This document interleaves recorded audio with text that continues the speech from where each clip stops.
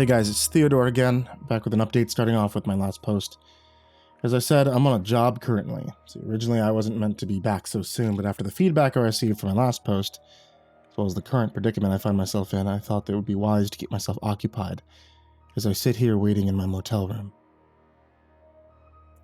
To start off with, I'd like to tell you how I received jobs from the government, and the different types of jobs that I received. I'll receive a text on my work phone when they have a job for me. These texts consist of simply a few words, each word standing for the type of job that this is, as well as the pay involved. Let's start with the job types. NU stands for non-urgent, meaning I can choose whether I want to accept or not. If I want to accept a job or not, I'll send back a message reading simply the letter A for accepted or U for unaccepted. Now, these jobs typically consist of shooing away non-dangerous cryptids, such as the more passive species, Fae, maybe a gnome problem. In other cases, it's low-risk extermination jobs, such as burning the nest of dog roaches. Yeah, dog-cockroach hybrids, or tribe of goblins attempting to settle the area. The next type of job would be MI. MI stands for moderate importance, meaning low risk, still could be dangerous. These jobs are typically given when an individual dangerous cryptid or a small group are starting to settle in an area, tending to be cryptids that breed or create more of their own, such as wendigos, rakes, mothmen, vampires. These jobs tend to be tricky, but usually pay well, since why I accept them the most. The final jobs are U jobs, standing for urgent. These are the most dangerous types of jobs. They're the option to deny or accept. They're jobs that you're specifically accepted for, based on your skill set, your abilities, your resources. These jobs are typically when a large group of cryptids are settled in an area, when a town or village is assaulted by dangerous cryptids, when a government experiences escapes, when the absolute most dangerous, absolutely batshit cryptid is loose out in the wild. Now, these cryptids can either be those previously stated or a more recent problem, a cryptid type called Hell's Angels, named after the well-known motorcycle club. They tend to be big, burly, bearded, and unnaturally strong creatures akin to demons, sporting horns, dark skin, black eyes, blackened wings. Since they only became a problem recently, we know little to nothing about Hell's Angels except for what they're here for, how they enter our world, and the threat and risk they propose to our society as a whole. They're here for one thing, and one thing only: to exterminate the human race. In the paranormal community, it's been speculated that the ones we've dealt with up until this point are simply scouts, sent here to assess the situation and threat posed to them by humanity should they launch a full-scale assault. As for how they enter our world, they use a rift, or a portal if you will, a doorway between worlds typically manifesting in an unpopulated, secluded area such as forests, abandoned buildings, and caves. I've only ever had a run-in with one Hell's Angel. It was a challenge to defeat him, to say the least. Luckily, we now have machines built which can detect when and where a rift is open. Texts are sent, and usually a team of detached agents such as myself are sent out to handle it, due to the fact that any common agent wouldn't stand a chance against a Hell's Angel. Anyway, back to it. The amount of pay is simply displayed by numbers. 1 meaning low pay, typically an NU job. 2 meaning moderate, tending to be for MI jobs. 3, which is for U jobs. I receive these texts on my work phone, which I check hourly. If I accept a job, or if it's a U job, I then proceed to head out to my P.O. box, inside of which I'll discover all the necessary files and documents on the specific job that I'm required to complete. I'll then head up to my lockup, grab the necessary equipment for completing the job, such as guns, my flamethrower, crossbow, sword, etc., or more obscure equipment, such as those used to handle cryptids, which conventional means tend to be useless against. Upon completion, I'll then send a text, CPR, completed, payment required, and I'll be wiring you my payment from an unknown source. They say every story, even fiction, has an aspect of truth to it. Whether it's inspired by theories such as faster-than-light travel in sci-fi, or based on actual true events, or urban legends, there's always an aspect of truth. Especially in the thousands of creepypastas I've seen on the website, You ever wondered why that is? Why they're so popular? Why you can't seem to escape these stories of various cryptids or supernatural entities? It's because it's real. It's all real. It's believed by many, myself included, that you're being drip-fed these details, these depictions of these paranormal creatures beyond your comprehension, and you go to sleep at night telling yourself, hey, it's only fiction, they won't get me. But is it? Won't it? The reason for all of this is because these creatures are not only present in our world, but they're abundant. Should you come across one of them, whether it be a Wendigo or a gnome, it's preferred that you have some idea on how to deal with the creature. This is why I believe my posts here haven't been taken down yet, why the government continues to allow these words to appear on your screen. You're probably cuddled up in bed on your phone, reading this right now at your computer desk. You believe this is merely a story, a tale that was spun by an avid fiction writer, but is it? You're being drip-fed. You're learning about the supernatural without the blanket of ignorance being lifted. This is what they want. Whether there's a creature lurking outside your bedroom window, waiting for you to fall asleep or not. And I hope you enjoy my stories regardless. Anyway, on to the series of events that's been taken over the last 24 hours. Shit.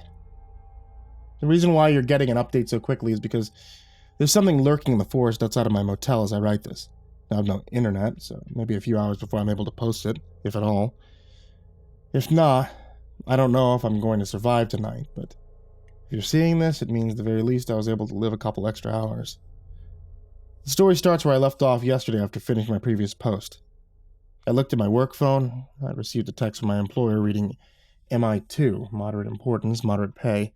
I sent back a text reading A. I grabbed the keys to my pickup and head towards the door, planning to pick up some breakfast along the way to my P.O. box. As I drove, I reflected on my previous post, thinking about what I'd post next. Maybe a guide on how to survive the paranormal, places to avoid, accounts on different cryptids that you've likely never heard before. Or should I simply post stories to keep it interesting? Hope you'd pick something up along the way. Deciding to do both, I started picturing the layout and the format of the next post. What I settled on is what you previously saw and what you'll see in the future posts. Maybe I'll make a few posts focusing on specific topics, but they'll be mostly stories. After pulling into my diner and taking my breakfast to go, I proceeded to my P.O. box. Stepping out of my car and beginning to walk to my P.O. box, I felt a shiver run down my spine. My senses of intuition kicking in. Looking back, that should have been my first red flag, but I didn't take much notice, as this wasn't the first time this happened. It just meant this job would be more challenging than I currently believed it will be. Boy, that was an understatement. Yeah. Reaching my P.O. box and opening it, I saw the file containing the details of my next job. Picking it up and taking it back to my vehicle, I decided to sit for a while, eating my breakfast, drinking my coffee, and opening up the file. Inside were 4 documents containing necessary info on the specific cryptid I was hunting. Things I would need to bring with me for the hunt, precautions I would need to take, and a few photographs of the cryptids. The photographs would gain my attention first. It's quite large in proportion to the oak trees surrounding it, walking on its pale, bony front and hind legs, not a single hair on its entire body. Its eyes were a shade of black I'd never seen before. It wasn't just the abundance of light, it was as if the light around its face itself was being sucked into these gaping chasms, as if they were black holes. Even in the photograph, the ink seemed to shimmer and distort, obscuring the rest of its face. All I could make out were those cold, black eyes. Placing the photograph on the seat beside me, I began to read the files. In big, bold words at the top of the page, name Animus. And read, I muttered to myself, Animus, Latin for mind, which is a suitable name considering these creatures were famous for distorting your perception of things. They had a telepathic ability which far rivaled even my own. Commonly mistaken for shapeshifters, these creatures will make you see what they want you to see, even in photographs. While their ability did have less effect, any common man would simply see a person, a dog, or whatever the creature willed you to see. And Animus's ability works through its eyes. The moment you look into them in person, your individuality will cease to be. You'll be completely at this creature's will. Quite a useful ability considering they feed exclusively on humans. Needing to feed a large amount before reproducing, the only way of a normal person to identify them is from their fingernails. They're completely black. Easily mistaken for nail polish, though. That's why these creatures tend to take the form of a young woman. They're made even more dangerous by the fact that they possess near human-like intelligence. Despite looking more akin to an animal than a human, you'd expect them to be stupid. You'd be sorely mistaken. The reason why this job is listed as moderate importance for me is because there was only one of them. It had taken up residence in a small motel off a highway a few miles away from me, in the middle of a large forest, common dwelling for these creatures. Considering their pale skin, they were quite vulnerable to the sunlight. As for why it had taken up residence at a motel, it was likely to trick weary travelers into buying a room and devouring them in their sleep. Their favorite time to strike. Being a detached and considering my own telepathic abilities, I'm partially immune to these creatures' mimetic effects and abilities. Although they can alter my perception and easily shapeshift, they can't control my actions. I can look into their eyes without being completely taken over, hence why it appeared in the natural form within the photograph to me.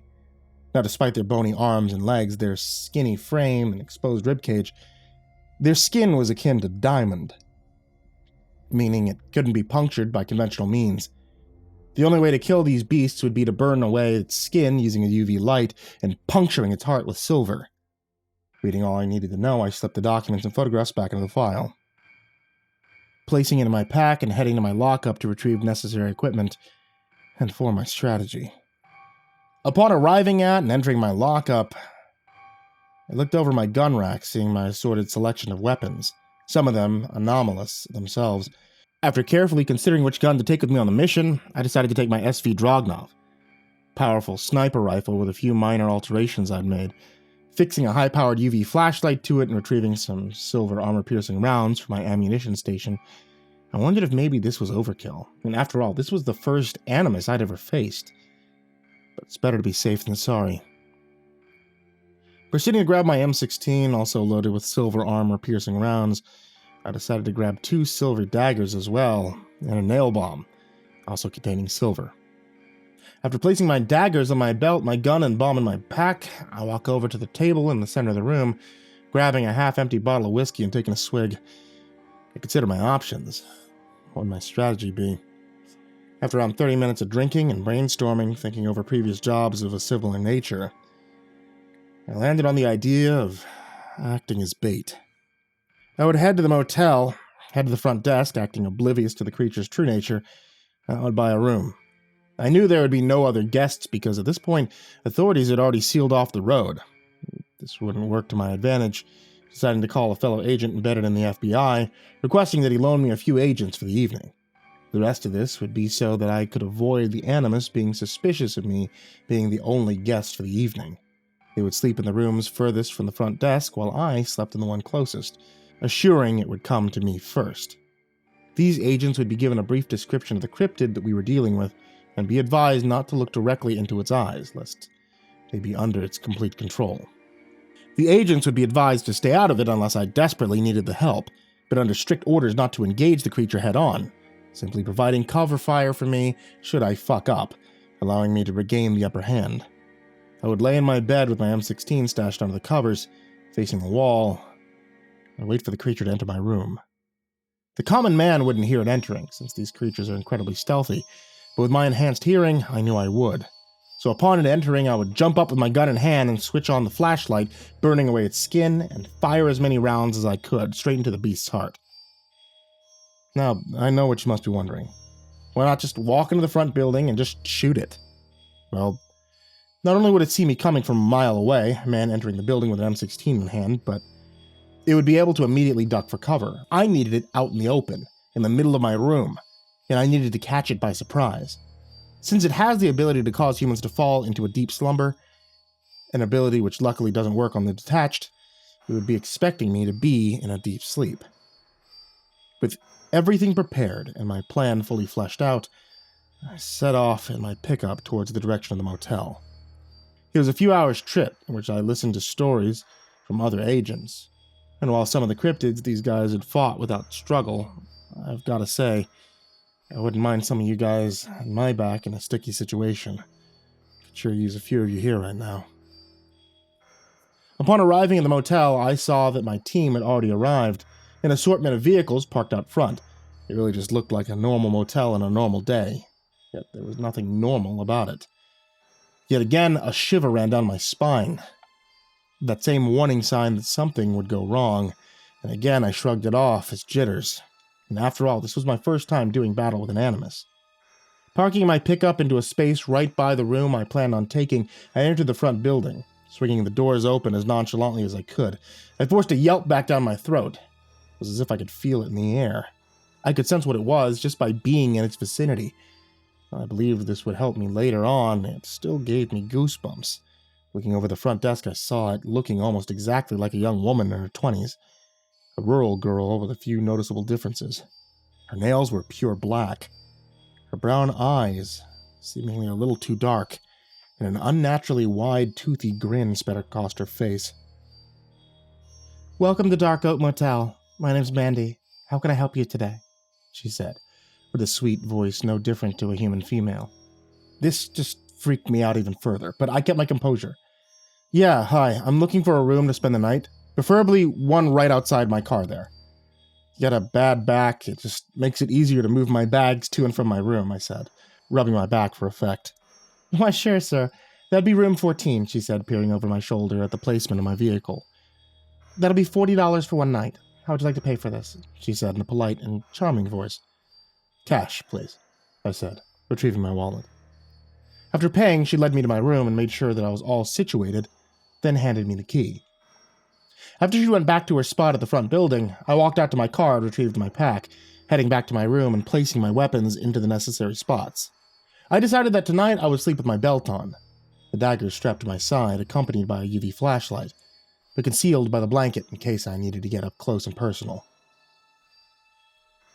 My M16 placed beside the bed closest to the wall for later, when I needed to lift it into bed with me, and after setting everything up, I eyed up the whiskey bottle I had placed on the bedside counter, considering a drink for a second, but deciding against it. I needed to keep my wits about me. Heading out into the day, I see that by now the sun was nearing the horizon, and deciding on a dinner of snack machine foods, I headed over with my wallet in hand, passing by one of my team members on my way to the snack machine. Giving him a subtle nod as I passed, I decided on a bag of Lay's and a can of Coke to be my dinner. Heading back to my room, eating my small dinner, I decided to call it a night. Get some rest, considering I need it. As I lay there, clutching my M16 close to my body, I felt a rush of anxiety build up in my chest. Feeling that same chill down my spine I'd already experienced several times that day. I sighed to myself.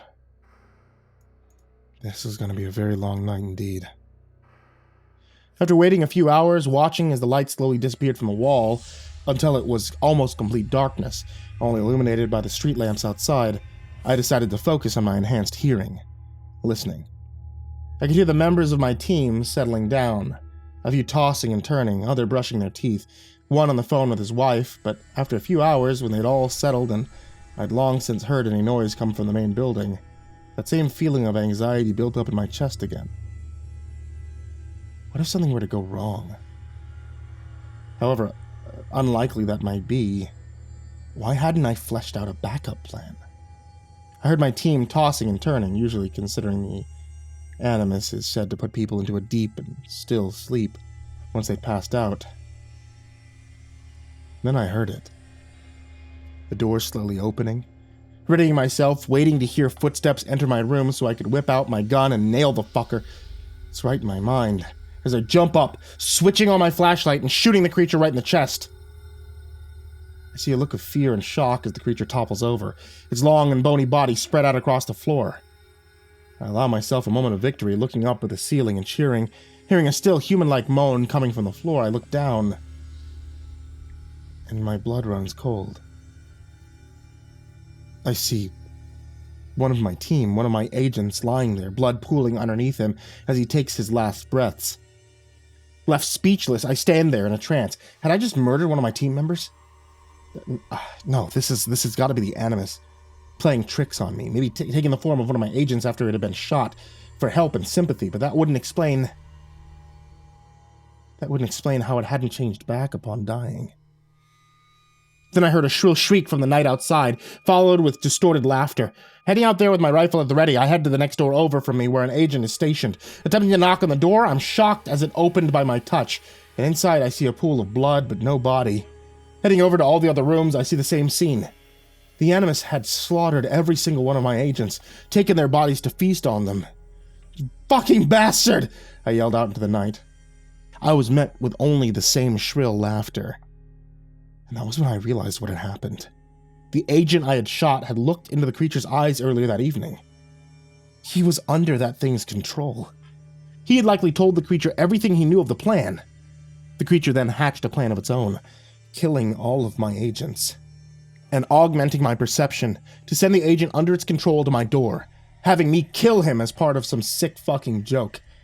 And now I knew who I am, and what I am.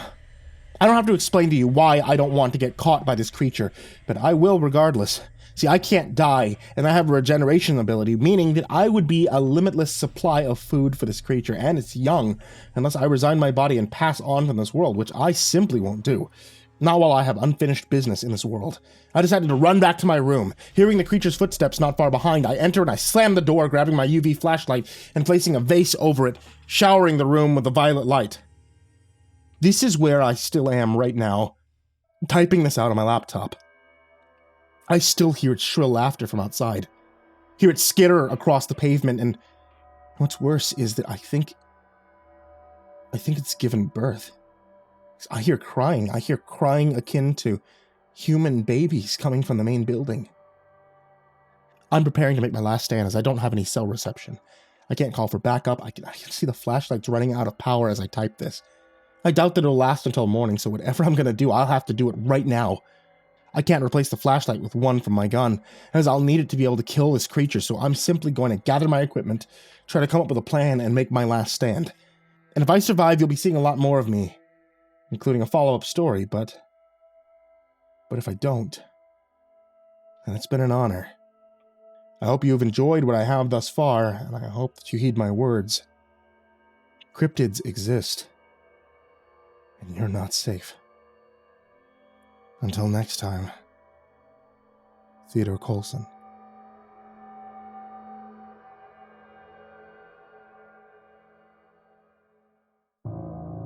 Hey there kids, it's me, MrCreepyPasta, and I wanted to tell you thank you for watching today's video on YouTube or listening to tonight's episode of the podcast.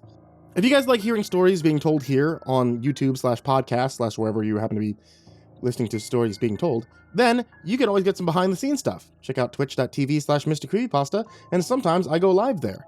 That's basically the end of the statement. Sometimes I'm live. A lot of the times I'm not. Sometimes when I'm live, I play video games. Majority of the time when I'm live, I'm attempting to work, but also I get wrapped up in talking about life stories or things. So if you ever wanted to know me outside of this, then hey, just check out twitch.tv/MrCreepyPasta. And I want to give a big thank you, as always, to all of my Patreon subscribers on Patreon. You guys are the real MVPs. You're the ones that allow me to do stuff like getting specific stories just for the channel. If you guys want to see more of that, then I would really, really, really love if you guys could help support on patreon.com/MrCreepyPasta, like some of these wonderful guys, such as Jordan Alexander Sanchez, Stephanie Butler, Bobby Karman, Tristain Pelton, Chance Burnett, Diana Kraus, KhaosArts, Kryolinian, Milk and Miel, Celty Sturloson, Zachary, Graffius, It's All About That FOOKIN Music, Goreng, Trimagasi, Maria Walker, Tonya, Oran, paingravy, Krazy Kid, MrMarcusBlitz, Aika, Limchoc, Dirt Diver 030, Matt Bach, Jabbles, Voice of Sand, Coffee Zombie, Matthew McNeese, Shelly J, Jeremy H, Raltazal, Ficomel, Nana, Nick Weaver, Melted Lake, Tolly Sue, Skymara Ravenswood, William King, Darth Milver, Micah Ortiz, Satanic Aries, Nessie, Barterhawk764, Lambda M98, Harley, Billy Morrow, Sashi Suzaku, My Body Sounds Like Rice Krispies, Kaylee Ambrose, Suji Campbell, Stricken, Azarine Fox, Freddy Krueger, Nicholas Sicardi, Happy Birthday Jason Wilson, Lisa Cottrell, Caspian, Hades Nephew, Tater Chip, Acid System, Prozac and Pancake Appreciation Society, Cryptic Nightmares, Kiri the Sloth, Tommy Green, Fester Lampshade, Sky Harbor, Nico Kyle, Rafael Rodriguez, The Ginger Bros, Aaron Stormcrow, Daniel Paulson, Trace Miles, and Corey Kenshin. You guys, as well as everybody if you look down in the description, and everybody that can even just give $1 to be able to help things out. I really appreciate it. If you guys would like to join this list of names that I horribly, horribly mispronounce, check out patreon.com/MrCreepyPasta. And honestly, even you guys who just listen, you watch, you comment, you like, you subscribe, thank you all. I really appreciate it. And sweet dreams.